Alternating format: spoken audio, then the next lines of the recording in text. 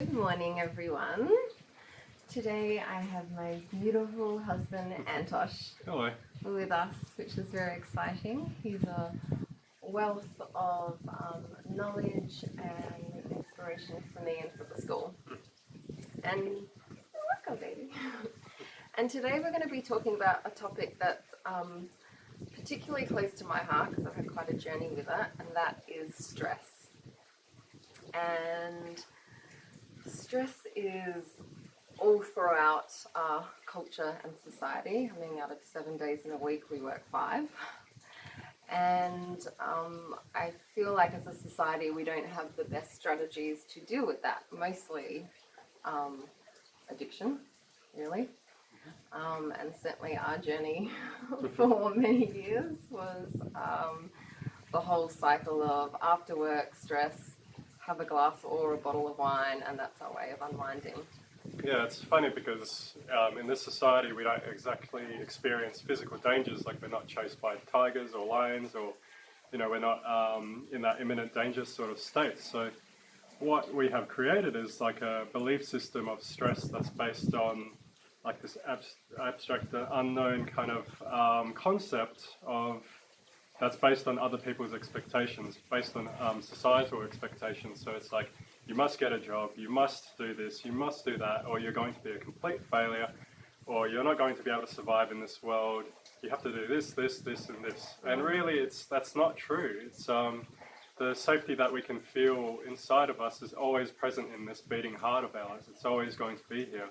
Everything external to this heart is it's not permanent, it's temporary in this state. So yeah, as we go through this journey of talking about stress, it's really like, how can I come back to my heart and how can I feel the safety that's within? Yeah, that's beautiful. And we talked one week about the overthinking mind, and that really comes into play with what Antosh is saying. It's like if we come into the present moment, there's actually not an immediate threat. It's always a projection into the future of like, but this may happen and this may happen, and the overthinking mind tends to dramatize and make things a lot worse than they are. So how did you shift out of stress into rest and digest mode? Yeah, it was really 2 things. One was looking at my addictions, which I did a lot of shadow work on, which is what Chantel created the whole Ignite Your Power online course on, and I was able to access that shadow of addiction and actually see what it needs. And lo and behold, what it needed was rest time. And I was so in my masculine with work and doing. My feminine had no playtime, no showtime, and she was exhausted and she just needed quality rest. So we'll talk into that. And the other thing was, the other part of it was when I would go into a stress response, which I still do, because it's years of patterning, so I still need to use this process, is really a 3-part process. And the first part is remember to breathe. And it's so simple, but so profound, because the first thing that goes when that stress response hit is breathing. And instead of like that diaphragmatic belly breathing, we're breathing into the shoulders and chest, and we're not relaxing into the body.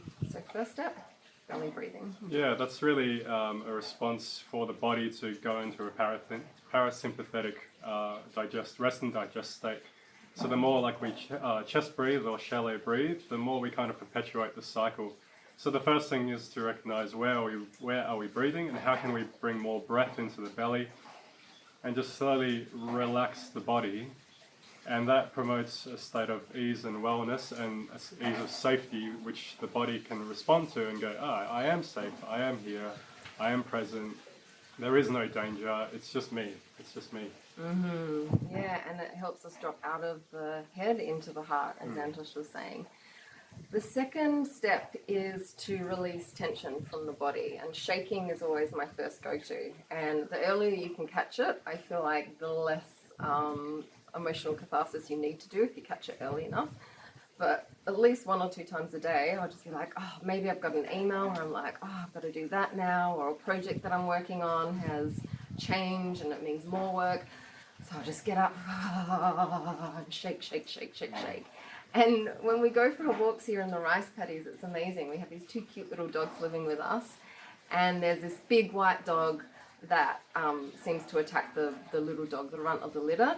And when that altercation's over, the little dog just is like shaking and then physically shakes, and then she's like, I can play in the rice paddies again. Yeah, and it's just a way of discharging all the energy that's built up in the nervous system that's going, I need to run away, I need to fight against this danger. And if we suppress that and just go, okay, no, everything's normal, then the body doesn't really have a chance to go through its natural process of moving from a stress response to a rest and digest state. And the shaking really helps with that. And that's like a physiological need for our body to shake that energy off. And we're going to post a link to a video that Antosh did a couple of days ago, which is brilliant and explains the need for emotional catharsis from a scientific perspective of the brain. So we'll post that as well. And if shaking isn't enough, then it's emotional catharsis through hand screams, pillow thumping, and he gives an incredible explanation of that from the scientific perspective.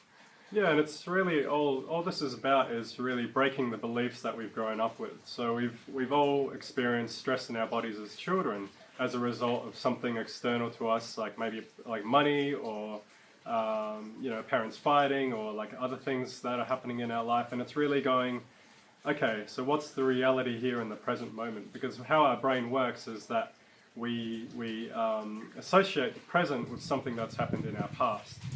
So it's really like what's going on when we go into a stress response, especially with reoccurring patterns. Then we're basically remembering something from the past and bringing it to the present moment. Otherwise, then we would be able to, if it was something new, then we would be able to like kind of recognize that it's a new thing, and we can decide on how we respond. So it's moving from a place of reaction to a place of action. And really, it's the first step is becoming aware of our addictions, because all the stresses and everything that we experience, we want to get rid of it somehow. That's our natural tendency in this society, is to get rid of pain, rather than seeing what it's teaching us. So, yeah, addictions are a great way of seeing how we deal with those stresses. So if it's overeating, alcohol addiction, smoking cigarettes, social media, it's like how are we distracting ourselves from what's going on in our current environment, our present moment. So it actually, when we go into a stress response and we turn to our addictions, it's this golden opportunity to see what's beneath that and what our being is actually needing, and that's the greatest act of self-love. Yeah. So after we've expelled the energy, then we can come back into the parasympathetic state. And we talked about this in the first couple of weeks. It's the embodied affirmations. That's what I really love to do. And touch is so important. And if you think of a baby, when it's crying, it's like the mother's hands and words and reaffirming, calming words is what soothes the baby. And it's the same with our bodies now as adults. It's like, I'm safe. It's all going to be okay. It's all going to work out. I trust. Oh, we lost power for a second there. So what this is doing with these embodied affirmations is bringing your body into a rest and digest state. Yeah, and what that's doing neurologically is reprogramming those belief patterns into something new and more empowering and more into a rest and digest state. So we're going to talk about neurotransmitters in the future videos. But basically, you just have to know that every time you feel stressed and you give yourself loving touch and just reassure yourself that you're giving, like you're coming back into a stress response, and you reassure yourself that you're loving, you're safe. What are some other ones? I've got this. Yeah. I trust to the divine flow of everything that's presenting. Then those affirmations just really reprogramming those stress patterns in your brain and creating a new habit and a new pattern. And it's a wonderful journey going from stress to rest. We're certainly a lot happier. He's certainly a lot happier. Yeah. And in relationships, if one person's stressed, that normally makes the other person stressed, because like stress is contagious. If somebody's running around going, oh my God, then as human beings or even as animals, we're going to be like, oh my God, there's a danger around. Like I need to be stressed as well. So the cortisol levels in our body starts going up in tandem. So it's like if you notice that your partner's getting stressed, then what's something beautiful that you can do is just put your hand on their heart. And they might resist this because they're like, oh no, I need to do this. But it's just like, hey, relax, like come and breathe with me. It's okay, like, you know, and just give them affirmations of like, you're lovable, it's okay, like, I know that you have a deadline, but it's not really worth the stress and the anxiety that's been like rippling through your body. We're gonna be okay. Yeah. Yeah. And just, you know, like everybody's different, so work with where they're at. Like, you might be able to notice everything that's going on and go like, oh my god, this person's overreacting at everything. But, you know, they're in a stress response, so they might not be able to match that kind of level of awareness at that stage. So really, like, ask them, how can I help you at this moment? Because they might want to change that pattern, and they'll be like, it'd be really beautiful for you to be able to take me outside and just dance with me or something like that. You know, it's like, it's really working together in those stressful moments, because basically, yeah, that's the way we shift out of it collectively. Yeah, that's beautiful. So remember, breathe. Number one, breathe. Belly breathe, diaphragmatic breathing. And just quickly what that is on the inhale, the belly's expanding like a balloon, and on the exhale, it's relaxing back to the spine. It's how babies breathe.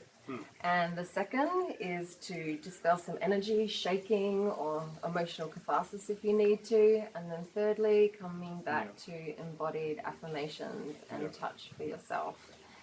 And yeah, watch the way that your life changes from these 3 simple steps. Thanks for joining us. Check out his video below. It's brilliant. It even has like PowerPoint slides of the brain. I was totally impressed. All right, have a beautiful day. See ya.